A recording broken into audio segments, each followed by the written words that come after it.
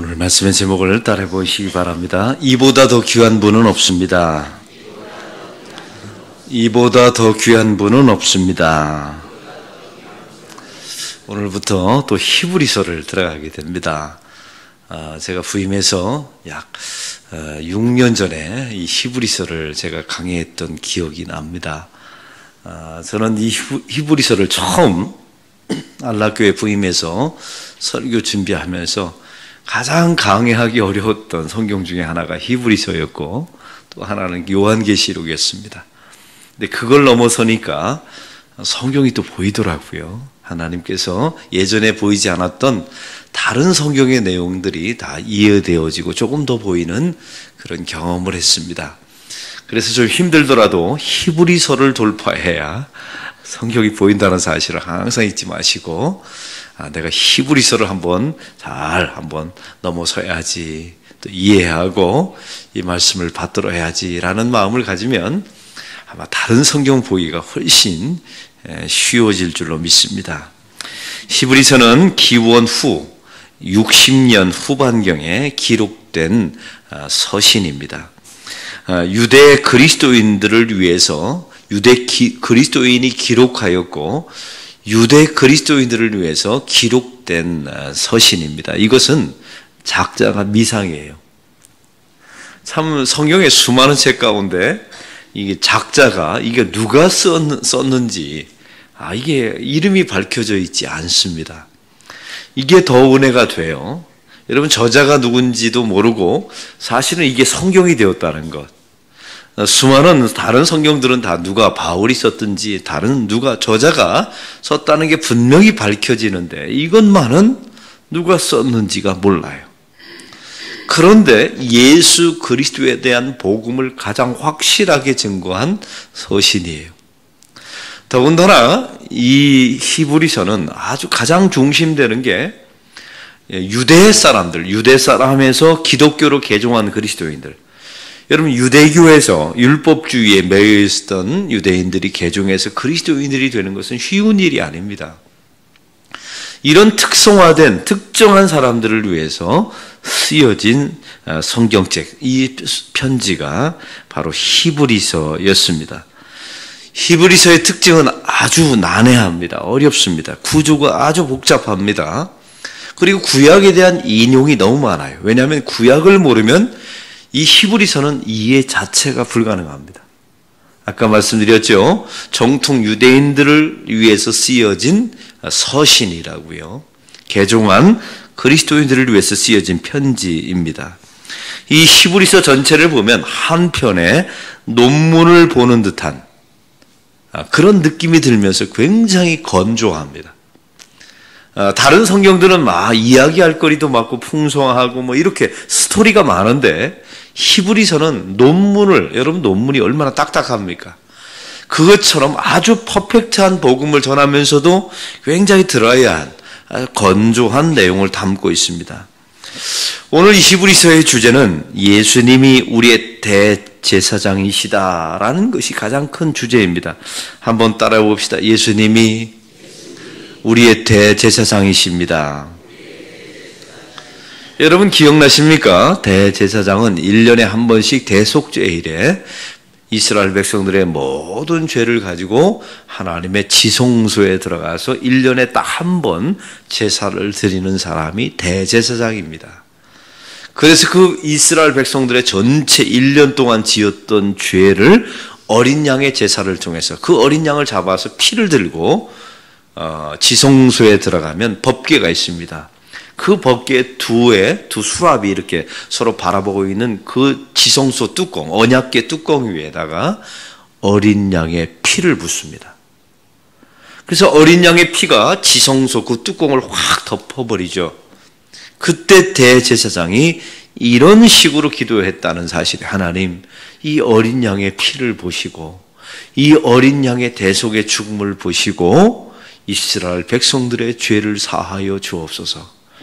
우리가 죽어 나의 피가 내 옷을 그 나의 피에 적셔야 되지만 이 어린 양의 죽음을 이 어린 양의 피를 이 백성들의 피와 죽음으로 보시고 이 백성들을 용서하여 주옵소서. 여러분, 이 일을 행하셨다는 거예요. 대제사장이.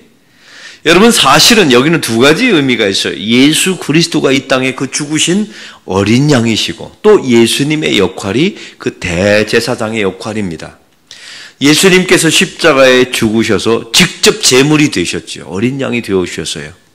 그리고 예수님은 또 한 가지 대제사장이 되어주셔서 나의 죽음을 보시고 하나님 이 백성을 용서해 주십시오라고 대신 중보해 주시는 우리의 대제사장이 되어주신 겁니다. 그래서 우리가 죄사함을 받게 된 거예요. 할렐루야. 이게 히브리서의 내용의 퍼펙트한 내용입니다. 여러분, 이보다 더 귀한 복음이 어디 있을까요? 근데 작자가 미상이에요. 여러분, 저는 그래서 은혜가 돼요. 결국은 우리가 얼마나 이거를 쓴 사람이 분명히 있어요. 이건 활자였으니까, 편지였으니까요. 근데 이걸 쓴 사람을 몰라요.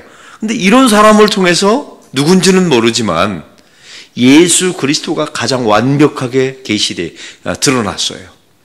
여러분, 얼마나 이게 영광스러운 일입니까? 근데 이 작자 미상이지만 이 사람을 누가 기억하고 있을까요? 왜 대답을 안 하세요? 우리는 몰라요. 누가 기억해주고 있어요? 하나님이 그 작자 미상인 사람을 통해서 일하시는 것이죠. 여러분, 교회 사역도 마찬가지입니다. 우리는 자꾸만 내 이름을 드러내기를 원하고 내 이름이 알려지기를 원하죠. 근데 그 시험을 이겨내셔야 돼요. 그리고 나는 사라질지라도 예수 그리스도가 남는다면 그게 얼마나 보배로운 일이신지 아십니까? 그러면 하나님께서 여러분의 이름을 기억해 주실 줄로 믿습니다.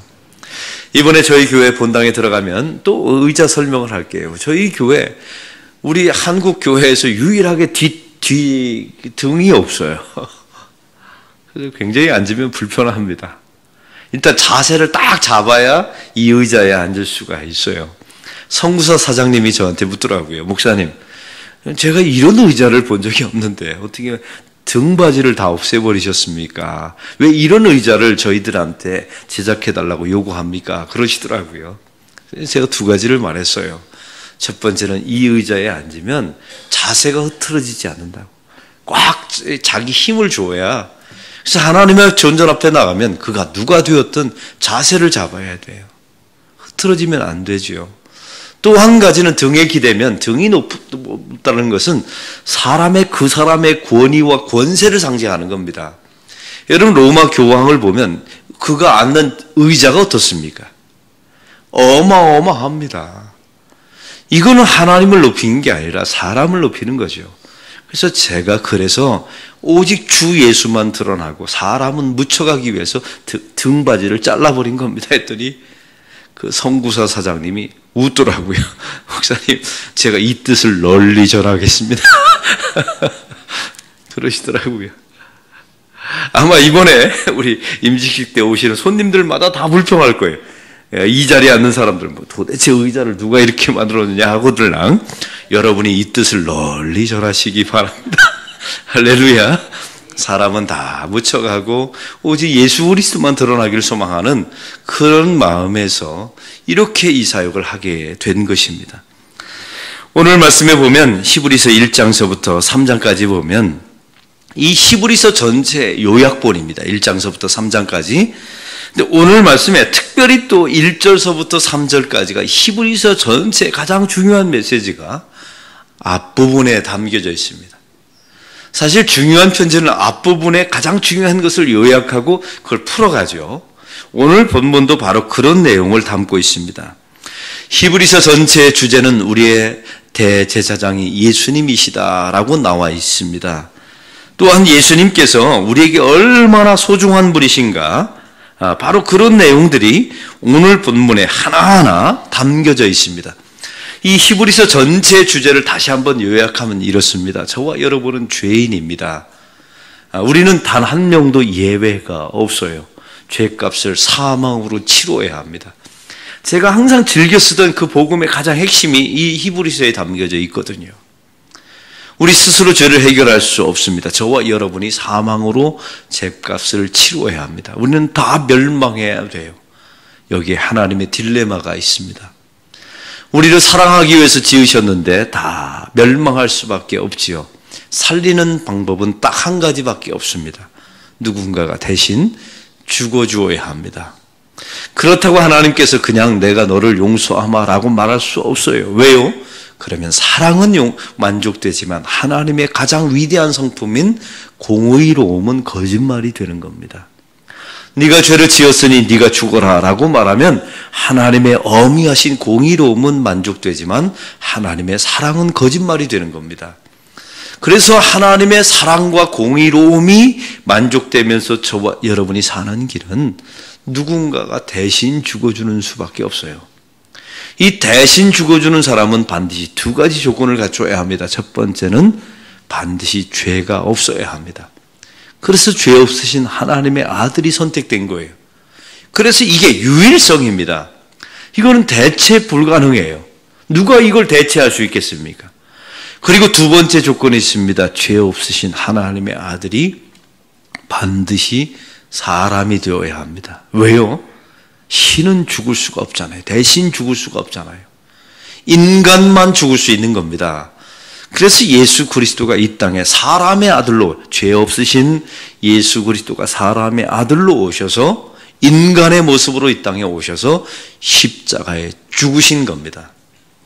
여러분, 이게 가장 탁월하신 하나님의 아들만 할 수 있고, 이걸 지금의 현대어로 말하면 대체 불가능한 사람이었다는 사실이에요. 이건 대체가 불가능해요. 그래서 우리가 기독교가 그토록 오직 예수, 모든 초점, 구약도 마찬가지입니다. 오실 메시아, 신약은 오실 메시아. 이 구약과 신약을 만약 단 한마디로 합친다면 예수 그리스도예요. 할렐루야. 이유가 무엇입니까? 이건 대체가 불가능해요. 그래서 우리는 다른 것 아무 타협하지 않고 예수 그리스도만 믿고 그분을 높이며 사는 것이 성도의 인생인 줄로 믿습니다. 그럼 오늘 말씀에 보면 예수님이 도대체 어떤 분이시길래 이렇게 탁월하며 대체 불가능합니까? 오늘 2절의 말씀은 이렇게 시작합니다. 다 같이 읽겠습니다. 이 모든 날 마지막에는 아들을 통하여 우리에게 말씀하셨으니 이 아들을 만유의 상속자로 세우시고 또 그로 말미암아 모든 세계를 지으셨느니라. 오늘 말씀에 보면 지금까지 구약이나 지금까지는 선지자를 통해서 하나님께서 당신의 메시지를 전달하셨어요. 여러분 기억하시죠? 구약에 수많은 선지자, 이렇게 하면 망한다, 이렇게 하면 하나님의 복이 있다, 이러면서 수많은 선지자들을 동원해서 하나님이 계시의 말씀을 전달했어요. 그게 구약의 메시지예요. 그럼에도 불구하고 그 안에는 결국은 예수 그리스도를 통하여 그 예언과 계시가 완성될 것이다라는 내용이 구약에 담겨져 있어요. 근데 오늘 본문은 말합니다. 그 모든 말씀이 예수님을 통하여 이제 이루어졌고 선포되어졌노라고요. 여러분 이 말씀을 통해서 우리가 알아야 되는 게 있어요. 내가 자꾸만 꿈을 통해서 자기의 이야기, 하나님의 일들을 말하는 사람은 예수의 이름으로 금합니다. 제가 분명히 말해요. 어떤 꿈이나 개인적 계시를 통하여 교회 안에서 이게 하나님의 뜻이다, 이게 하나님의 계시다라고 말하는 사람을 예수의 이름으로 금합니다. 왜냐하면 그 행위는 예수님을 통해서 성경에 계시된 모든 계시는 부족한 게 있으니 내가 채우겠습니다라고 지가 예수라고 말하는 것과 똑같아요. 이해하셨어요? 여러분 이런 기본적인 교리가 안 돼 있으니까 교회가 흔들리는 거예요. 꿈 이야기 때문에. 그 하당차 않은 꿈 얘기 때문에. 여러분 그 꿈이 진짜 하나님의 계시라는 것을 어떻게 확증하나요? 확증할 수 없어요. 개인적 계시요? 그건 자기가 예수라고 말하는 것과 똑같아요. 그런 것은 예수의 이름으로 제가 금합니다. 이건 제가 금하는 게 아니라 우리 개혁교회, 개신교회는 이걸 다 금하고 있어요. 근데 교회 안에서 이걸 떠벌리면서 내가 꿈속에서 봤는데 오늘 하나님께서 이렇게 말씀하신 거더라. 그건 개꿈입니다. 설령 맞았다 하더라도 우연히 맞은 거예요. 이제 아셨죠? 설령 내가 꿈꾼 것이 오늘 이루어졌더라고 하더라도 그건 우연히 맞은 것이지 하나님의 계시가 아닙니다. 성경은 우리에게 분명하게 말씀하세요. 하나님이 말씀하시고자 하는 인류를 향한 모든 계시는 예수 그리스도를 통하여 완성되었다고. 그래서 예수 그리스도는 그래서 탁월하신 분이시고 대체 불가능하신 거예요. 이 땅에 그 문선명이나 얼마나 많은 그 사기꾼들이 와도 대체 불가능한. 왜? 성경이 이미 이걸 말씀해 놓으셨기 때문에 그래요. 또한 오늘 성경은 말합니다. 만유의 상속자이시다. 이 말은 세번역 성경에 이렇게 나와 있습니다. 한번 따라해 보세요. 예수님이 만물의 주인이시다. 그러므로 탁월하고 대체 불가능하죠. 그 다음에 그로 말미암아 모든 세계는 지으셨다. 창조주이시다. 여러분, 하나님께서 창세기 1장 1절에 천지를 창조하실 때 함께 동참하셨던 분이 성령님 예수님이셨어요. 삼위일체. 그래서 예수님은 만물을 창조하신 창조자이십니다. 저와 여러분을 지으셨을 때 예수님도 함께 하셨어요. 그래서 우리보다 우리 자신을 예수님이 잘 아십니다. 그래서 그분은 탁월하시며 대체 불가능하세요. 또한 세 번째 말합니다. 하나님의 영광의 광채시요 그 본체 형상이시라. 여러분, 이 말은 예수님은 하나님과 동등되신 분이시다 라는 말이에요. 또한 그의 능력의 말씀으로 만물을 붙드셨다라고 나와 있죠. 우리 3절의 말씀을 다 같이 읽겠습니다. 이는 하나님의 영광의 광채시요 그 본체의 형상이시라. 그의 능력의 말씀으로 만물을 붙드시며 죄를 정결하게 하는 일을 하시고 높은 곳에 계신 지극히 크신 이의 우편에 앉으셨느니라. 아멘. 여러분, 그의 능력으로 말씀으로 만물을 붙드셨다라는 것은 붙드셨다, 만물을 붙드셨다는 이 말의 본뜻은 만물을 통치하신다는 뜻이에요. 예수님은 만물의 주인이세요. 예수님은 만물의 창조자세요. 예수님은 그 만물의 창조자로서 그것을 통치하세요. 이보다 탁월하신 분이 어디 있습니까? 성경은 히브리서를 통해서 우리에게 이걸 계속해서 말씀하고 있어요. 죄로 정결케 하시는 일을 합니다. 속죄 사역을 해요. 탁월하시죠. 대체가 불가능해요. 또 높은 곳에 계신 지극히 크신 이의 우편에 앉으셨다라고 말하죠. 모든 존귀와 영광이 그에게 있다는 거예요. 그래서 예배문의 가장 중요한 시작은 이렇게 합니다. 존귀와 영광이 세세토록 그에게 있을지어다. 그가 누굴까요? 예수 그리스도예요. 하나님이시며 예수 그리스도. 그게 모든 개혁교회가 사실은 예배를 선포할 때 그렇게 시작합니다. 존귀와 영광이 세세무공토록 영원히 그에게 있을지어다. 이게 모든 예배문이며 기도문의 시작이에요. 우리 예수님께서 그런 영광을 받으시고 높임을 받으셔야 돼요. 여러분, 좋은 교회라는 것은 어떤 교회입니까? 누가 묻더라고요. 목사님, 좋은 교회, 건강한 교회, 가장 중요한 한 가지만 지표로 말한다면 그게 어떤 교회입니까? 쉽습니다. 그 탁월하시고 대체 불가능하신 예수 그리스도가 점점 돋보이는 교회라면 그 교회는 진짜 좋은 교회입니다. 근데 예수님은 퇴색되어지고 사람의 이름만, 사람의 공로만, 공적만, 사람의 이벤트와 화려함만 드러나는 교회는 이미 교회다움을 잃어버린 거예요. 제가 여러분에게 저의 목회 꿈을 이야기했죠. 제가 목회를 다 하고 언젠가 마무리 짓고 은퇴하게 될 때쯤 되면 저에게는 한 가지 소박한 꿈이 있습니다. 우리 교회가 커다랗게 성장, 이런 것도 하나님의 은혜이겠지만 이 부족한 저 때문에 우리 교인들이 예수님을 알고 또한 예수님을 좋아하고 예수님을 사랑하게 되었다면, 그 예수가, 저 목사가 전한 예수님이 참 좋은 분이시다, 이것만 깨닫게 하고 전달만 되었다면 하나님께서 저 칭찬하지 않겠어요? 여러분, 제가 언젠가 천국 가면 너 진짜 잘했다, 교회를 이렇게 크게 지어서가 아니라 그건 칭찬 안 하실 거예요. 분명해요. 왜냐하면 하나님은 건물에 관심이 없어요. 교회 크게 지었다, 이런 거 칭찬 분명해요. 그거 칭찬받지 않을 거예요. 그 대신 너를 통하여 내가 좋아지도록 만들었다면 그건 엄청난 칭찬이 주어질 거라고 저는 믿습니다. 사랑하는 성도 여러분, 오늘 말씀을 통해서 느끼신 바가 없습니까? 이 예수 그리스도는 탁월하시며 대체 불가능해요. 요즘 얼마 전에 톨게이트에서 많은 사람들이 데모를 했습니다. 이유가 뭔지 아세요? 이게 하이패스가 나오니까 사람이 다 잘리는 겁니다. 여러분, 우리나라에서 앞으로 20년 후에 없어질 직업이 절반이 넘어요. 의사도 없어집니다. AI 의사가 생기고 약사도 없어지고 다 없어져요. 여러분, 다 대부분 50%가 직업이 싹 사라져요. 그런데 살아남는 직업을 가르쳐 드릴까요? 제가 오늘 한 직업을 딱 찍지 않을게요. AI가, 인공지능이, 기계가 대체할 수 없는 직업을 가지시면 돼요. 그게 뭔지는 집에 가서 알아서 찾으세요. 있어요. 50%는 있다니까요. 그러니까 부모는 지혜를 가지셔야 돼요. 내 자녀를 이게 직업이 없어질 직업을 찾게 하시면 그 부모 책임지세요. 20년 후에 기계가 죽었다 깨어나도 대체가 불가능한 직업을 찾아서 그 길을 가라고 지도해 주시면 돼요. 여러분, 저는 그 얘기를 하면서 여러분에게 이런 메시지를 줍니다. 우리 예수님은 세상에 그 누구도 대체할 수 없는 분이셨어요. 그래서 우리의 유일한 구세주가 되시는 겁니다. 할렐루야. 그래서 그 예수님을 믿을 수밖에 없고, 그 예수님을 높일 수밖에 없고, 그 예수님 앞에 꿇어 엎드려 경배할 수밖에 없는 것입니다. 그러면 결론입니다.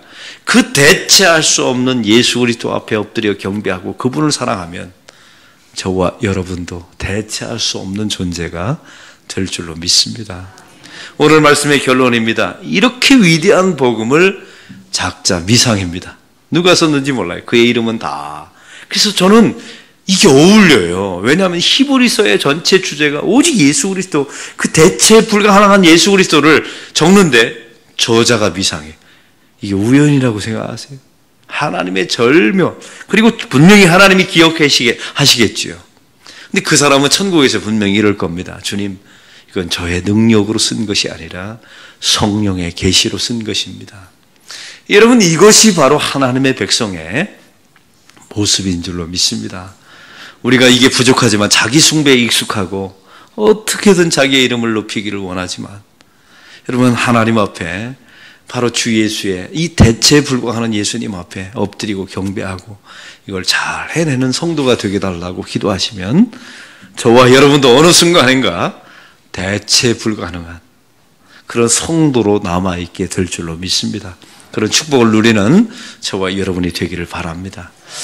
오늘 말씀의 느낌과 깨달은 점을 적어보시고 해야 될 것 한 가지와 하지 말아야 될 것 한 가지를 적어보시고 이 말씀대로 사는 하루가 되게 달라고 기도하는 시간 갖겠습니다.